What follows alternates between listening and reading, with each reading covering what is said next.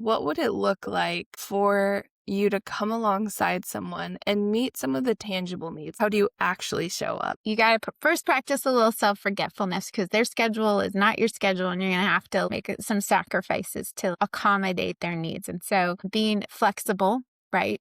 Knowing that if you've set a time aside for them, that can rapidly change, that their schedule's always shifting and changing according to their symptoms and their, appointments and just the demands on their body. So continuing to show up, even if you need to use calendar reminders. When you say you're going to pray for them, just pray. Don't make empty promises. The same goes for like a Post-it note in your Bible or on your mirror, wherever you'll be reminded to actively pray because those prayers matter, right? We've done house chores for friends. That's raking a lawn, mowing a lawn, hanging Christmas lights. We've done all of those.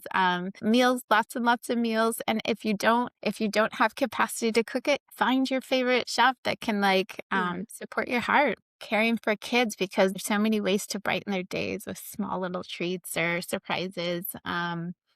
Or a trip to the zoo to give mom some rest or dad some rest. I've hosted grandparents who've come into town so that they can be with diagnosed individual or loved one. Yeah. How about you, Ellie? What other things can you think of? Yeah, a good rule of thumb is take the emotional burden off of them. So Right. when you ask a question that is very well meaning of like, how can I help? That is actually putting more work on them and asking them to be more vulnerable than maybe they want to be because maybe, they need to like have their gutters cleaned or maybe they need their dog taken on walks every day.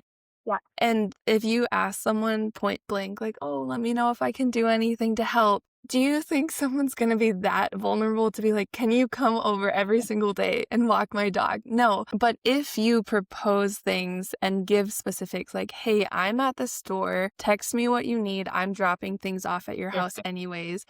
Or I have extra soup. Can I drop some off for you guys to have some dinner and you don't have to cook anything? Give actual things so that it's more of a yes or no or small tweaks instead of like in my grief. Now I have to do a mental checklist of, okay, what do I need to do? What can I do? It's easier just not to ask. I'm good. Thanks for checking in. Like that just put more emotional work on them. So the more proactive you can be and offering like, hey, can I host your parents so that you guys can be together? Things like that are just so helpful.